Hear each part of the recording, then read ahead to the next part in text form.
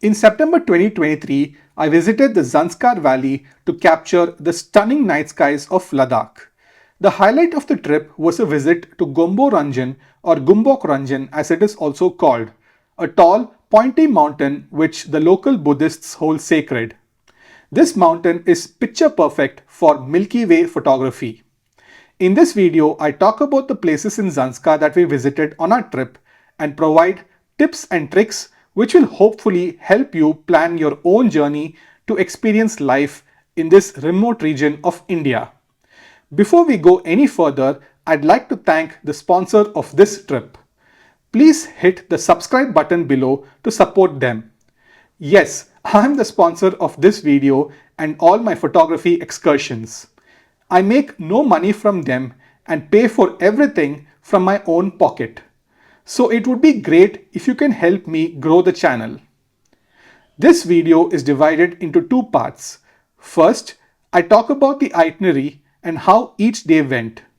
Then, I summarize my observations and learnings from the trip. There are a few things that I wish I did differently. Stick around to know more. Unfortunately, there isn't much information about how to plan an astrophotography tour to Zanskar, and I'm hoping that this video will fill that gap. Let me first give you some background information. We were a group of 6 photographers from Bangalore, some who were shooting the Milky Way for the very first time. We took the help of a local Ladakhi guide to plan this trip. The guide arranged for 2 Innova taxis and made all our hotel bookings. We picked the month of September because the Milky Way rises by about 7 p.m. and sets by about 10 p.m. Understanding the rise and set times of the Milky Way is important when you plan an astrophotography tour. Earlier in the season, the Milky Way rises and sets much later at night. This means that you have to drive out after dinner and stay in the field well past midnight. Your taxi driver must agree for such an arrangement. Of course, if you have your own vehicle, you don't have such dependencies. Now, let me walk you through the itinerary that we followed. After landing in Leh early in the morning, we checked into a beautiful riverside property known as Indus River Camp. 2 days of acclimatization in Leh is recommended because the entire region is at a high altitude. But we spent the second night at Lamayuru, which is at the same altitude as Leh. It takes only 3 hours to reach Lamayuru from Leh. I highly recommend visiting the Lamayuru monastery. We stayed at Hotel Moonland. We spent the third night at Padum. The roads to Padum from Lamayuru are not great. It was a really long journey and we stopped in many places to capture the breathtaking landscapes that we saw around. We actually had to restrain ourselves from making more stops because every turn brought in more jaw-dropping views. We encountered a roadblock at a narrow section beside the Zanskar River which delayed us further. We checked into Hotel Rigyal, which is in the heart of the town. After a night at Padum, we left for Gombo Ranjan. It took us 4 days to reach this iconic mountain. That is a lot of travel on uncomfortable roads. We stayed in Swiss tents provided by Acho Camping and Restaurant at the base of the mountain. Situated at around 14,000 feet, Gombo Ranjan can really push your body to its limits. Every movement takes extra effort due to the limited oxygen in the atmosphere. I'm at Gombo Ranjan. This iconic mountain is why we came to Zanskar. I'm shooting a time lapse of the sun setting, and later in the evening we're all geared up to shoot the Milky Way. As per our planning, the Milky Way is going to rise from this side, and at about 8 in the night it's going to be between Gombo Ranjan and those mountains at the far end. So right now we're shooting sunset. A little later we're going to go to another location beyond our tents. So our tents are right here. So we're going to go to a different location to shoot the Milky Way. We left Padum at 9 in the morning and reached Gombo Ranjan, the campsite, at about 1:30. They're right beside the road which is being constructed. This is the road from Manali to Zanskar. and right now there's heavy construction going on. So as I speak, there is a lorry that's coming down from behind the camera, and there are lorries going up and down this road all through the day.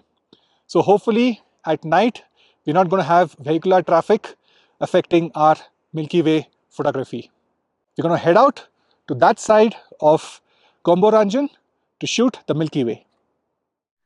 We were in total awe of the night sky at Gombo Ranjan. It was magical. The next day, we returned to Padum, where we spent one night and then left for Rangdum.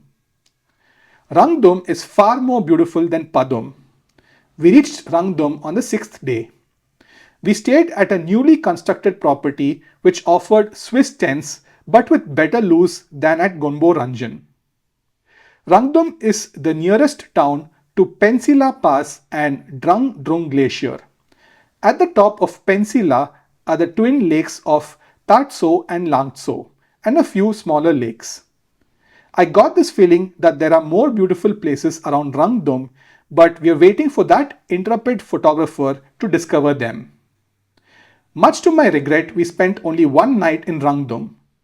Later, we left for Suru Valley, where we stayed at the Suru Valley Resort. It had a mesmerizing view of the Nun Kun peaks, but that was about it. There wasn't much else to do around there. Our taxis, which were from Zanskar, did not have the permits to show us around Suru Valley, which falls in a different region. So we cut short our journey and drove straight to Leh on the 8th day, skipping a night's halt at Lamayuru. We spent 2 nights in Leh at the guide's homestay and then returned to our hometowns. Next, let me share some of my learnings from the trip. Personally, I found Gombo Ranjan and places near Rangdum really beautiful. In retrospect, we should have spent more time at these locations instead of halting in Padum twice. But every season brings different driving challenges, and the travel time on Google Maps is never accurate. The roads in Zanskar are being upgraded, so seek the latest information, preferably from locals. You may not always be able to drive from point A to point B without halting in between. In our case, our guide recommended 2 nights at Padum. I'm here in front of Drang Drung Glacier. This viewpoint where I'm at is 2.5 hours from Padum. We reached Padum yesterday in the noon from Mount Gombo Ranjan. And just like how there's a highway being constructed there, there's a highway being constructed here as well. So this viewpoint is actually right beside the highway. Mount Gombo Ranjan lived up to its reputation. A stark landscape, a free-standing mountain dwarfing other peaks in that region, a glacial river flowing beside the mountain. Beautiful place, but at a high altitude, very windy and cold, just like how it is here right now. From here, we are headed to Rangdum and then to Suru Valley for the next leg of our photography tour. Since our bookings were made beforehand, we couldn't make impromptu changes to our plans. Some travelers like to embark on a journey with only a rough itinerary and no bookings, whereas some people, like me, prefer to know exactly where we would spend the night. Our plans were also watertight because we were in Zanskar for the specific purpose of shooting the Milky Way. There are plenty of homestays in and around Padum and Gombo Ranjan. If you decide to keep your plans flexible, a kind Ladakhi may welcome you to their house without a prior booking. But I did not see much civilization around Rangdum, so do your research before you travel without a booking. The cooperation of your taxi driver is very important when you're in Ladakh.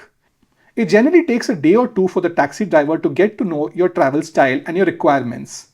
Luckily, our drivers were very easygoing.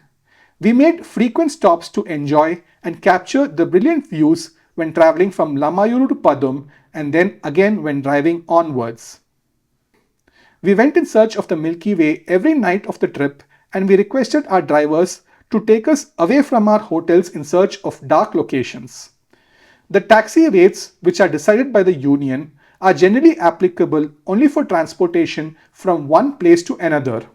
The rates do not include charges for nighttime exploration or photography excursions. Our guide had already mentioned this to us, so we were aware of it. We were ready to pay the taxi drivers extra for overtime, and that is what we did. What are the best places to shoot the Milky Way, you may ask? I think I saw the best Milky Way of my life at Gombo Ranjan. Rangdum was fantastic for daytime landscape photography as well. Pensila Pass and Rangdum Glacier are not the only two glaciers around there. The road from Zangla Palace to Padum is in excellent condition. There are several villages in the outskirts of Padum and the entire region is relatively flat. Finding a dark location with an interesting foreground may not be easy unless you scout beforehand. Zangla Palace definitely looked like a good spot for the Milky Way, but we did not shoot there. We photographed the Milky Way from the outskirts of Padum, which had considerable light pollution. Unfortunately, there are new electricity towers being installed for the grid network that's coming up, and these are going to obstruct the beautiful views of the mountains and valleys in and around Rangdum. In terms of the weather, it was extremely warm during the day. Nights were cold but bearable except at Gombo Ranjan and at Rangdum Glacier where it was much windier and colder. Layering up helps. Hot water for bathing was not available in Gombo Ranjan and Rangdum. The inconsistency of food was the biggest downside of the trip. If you're picky about having nutritious meals, carry ready to cook food packets like oats, upama, etc. and have the resort folks cook it for you. Lastly, it is important to acknowledge the fact that Zanskar is a very remote region which was not well connected to the rest of Ladakh until recently. You may not find all the modern comforts of a big city. However, the people of Zanskar are the most helpful and kind, and this makes up for whatever is lacking. And one more thing, I personally minimize the usage of any kind of plastic. I carry back whatever I can because waste disposal can be an issue in non-urban places. You should consider doing the same. So that's it. I hope you found this video useful. If you have questions about how to plan a Milky Way tour to Zanskar, do leave a comment below. I also encourage you to watch my time-lapse showreel from Zanskar and read my blog. I have other Milky Way trip videos and tutorials in this channel. The links are in the description below this video. It's been a great trip so far. We've been able to shoot the Milky Way and landscapes pretty much every day of the trip. Zanskar Valley is absolutely gorgeous, but unfortunately things are changing over here, a lot of infrastructure development. So when we come back next year or the year after that, we don't know if we can see the same sights that we saw on this trip. Thank you for watching this vlog.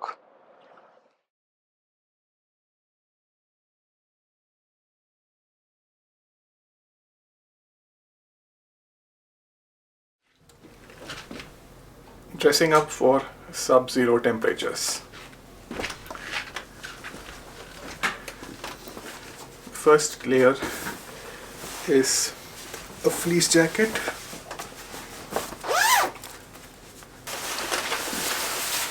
The next layer is a down jacket. This is an 800 fill down jacket. For most sub-zero temperatures this is enough, but if you're the sorts who feels very cold, or if it's say minus 10 degrees centigrade, this could be a soft shell, a padded soft shell, or a ski jacket.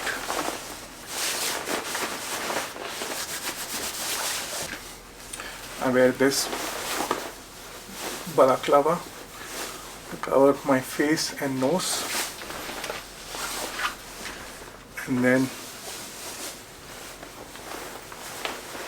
this monkey cap,